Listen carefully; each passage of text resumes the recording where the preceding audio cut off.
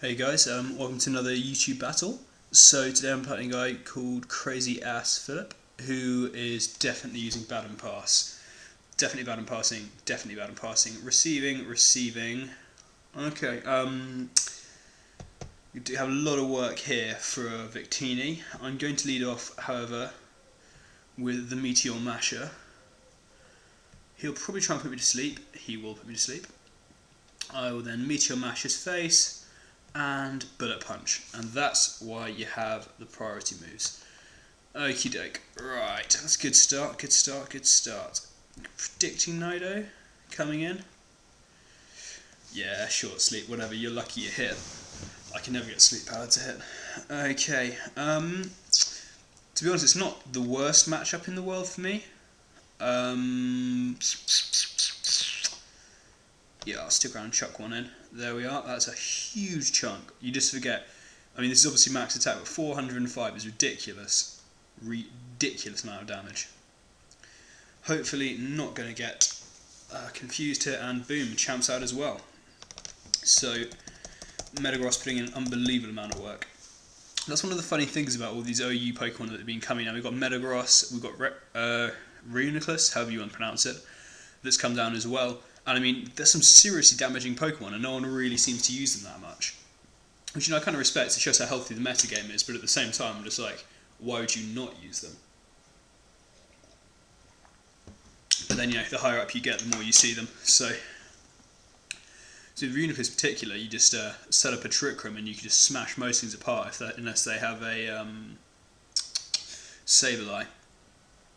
That was one of the problems actually when Chansey was around as well, is that it really over-centralised the metagame towards stall, and you just see the same damn teams every single time. Be Rhyperior for rocks, you have Chansey for anything special, they'd have their own Reuniclus, then they'd have Sableye for stalling. It was just got very boring. Now this guy is taking ages, and I'm sure no one came here to listen to me talk. Come on, Crazyassphilip.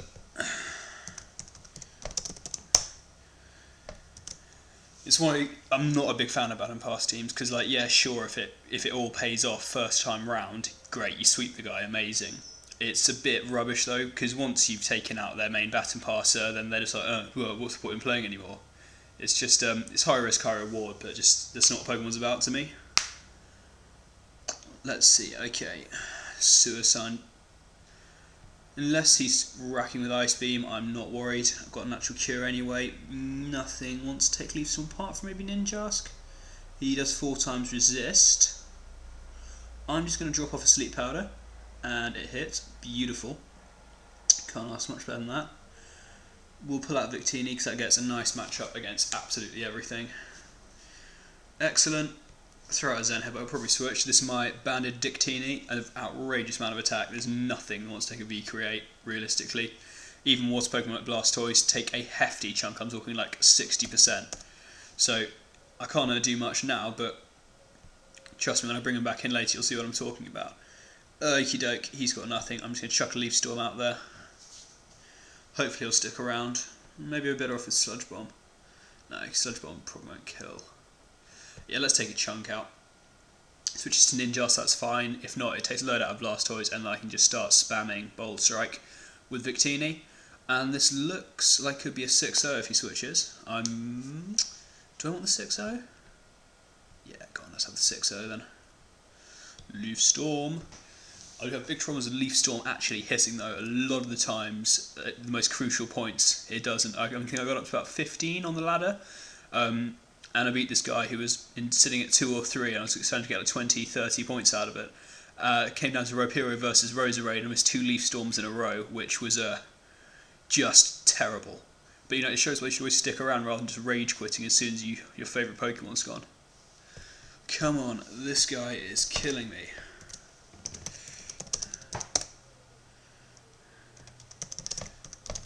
Team is toast.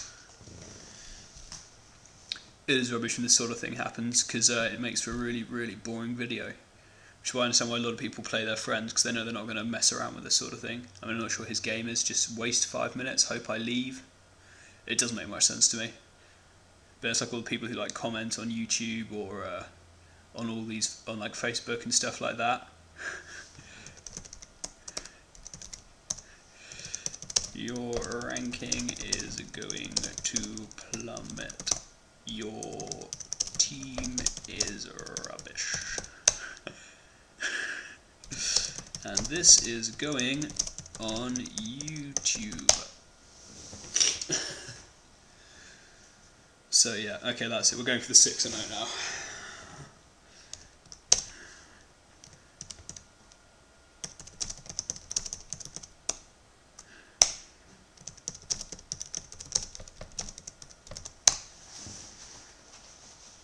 So he's going to be a while. I'm not really sure if I'm going to put this up, if he's going to just time stall now. Come on.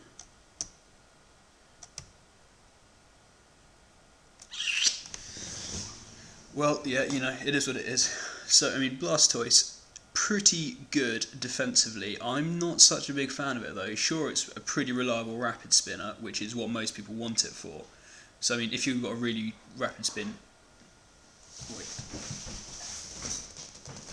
Sorry about that. A really stealth rock weak team is a good thing to have, but I mean, apart from that, it's just I don't know, maybe it's just because I have a Roserade, and Roserade is such a safe switch into Blastoise. No one carries Ice Beam on their Blastoise, and means you can just throw out a huge Specs attack. And I mean, Roserade has ridiculous attack, going on 600 with Specs. Leaf Storm, what, 120 power? 140 power, so 210 with Stab. Coming off Specs, that sort of attack, it annihilates anything. Victini switch in, it's about 80%. With Stealth Rocks, Victinis can't switch in. Like, it's ridiculous. One of the better switches is actually Metagross, but you know, that's why you pack the Hidden Power Fire. And Zapdos, again, it's 70-80%. So once you've got the Stealth Rocks up, it's a serious problem. However, I am running Modest, so it's not too fast. Like, realistically, I should probably run Jolly to outspeed Nidokings and things like that. But it is what it is, and Crazyassphilip is about to get his ass kicked. Never really understood the whole time stalling thing. If you want to do that, just quit. I don't get it. It doesn't bother anyone else on the other end. It's just sad little people. Oh well. So I guess we'll see how well I can do with just talking and talking and talking. As you can probably hear from my voice, I've got a bit of a cold at the moment, a bit bunged up, which is shit, especially as it's summertime. Who knows about that? Also, what's his avatar about? He looks like about a 6-year-old. Come on, Blastoise. 45 seconds left before I cut your face in half with Leaf Storm. I'm not sure if he's going to go full out on the time stall and just, you know, make a move every 30 seconds or something, but won't be too much longer now. There we go. Boom. Blastoise is toast. So he's got Suicide and Ninjask. Can't bring in Suicide, I'll just destroy that as well, even at -2. Yeah, it's still going on 300 special attack, which is ridiculous. So that can't come in. Ninja's pretty much his only hope. So we're just going to hit Victini and start spamming Bolt Strike. Okie doke, he can probably do some damage there, but nowhere near enough. Ninjask is dead as well. Ninjask is a quite good Pokemon. Only thing I've got time for with Ninjask is if you're battle passing to Gligar. Gligar is a serious recipient. And not 6-0 but 5-0, that'll have to do. And here is Suicide, and it is going to get some Suicide. Boom time. And I say this and I'm probably going to miss now. Leaf Storm has only got the 90% accuracy, and it's surprising how often that misses. You know how some of those things that just are like 30%, something like Scald, and it always burns. Leaf Storm's 90% accurate, and it misses about 3/4 of the time. Let's see, he's built up another 2 minutes and 13, and he's probably going to stick it out. This guy is being an absolute arsehole. I'm not really sure if I can swear this much if it's going on YouTube. I don't really know how this works. This is going to be my first video I put up, or don't put up, if this is probably quite a boring battle. I think this is quite funny looking. It's got this ridiculously like long flowing hair, and then what's this, like a double butt tail? Who knows? To be fair, there's probably enough people on YouTube commenting Wi-Fi battles who aren't swearing, so maybe I'll stand apart from the crowd by swearing the whole time. Come on, let me smash your team. Actually, I'll just talk you through what I'm running. So I've got a Specs Roserade, max attack, max defense Metagross, with Meteor Mash, Earthquake, Bullet Punch and Stealth Rock. You can do a serious amount of damage just with a Bullet Punch if needs be. I mean, I'm talking like 40-50% against Mine Shower or anything like that.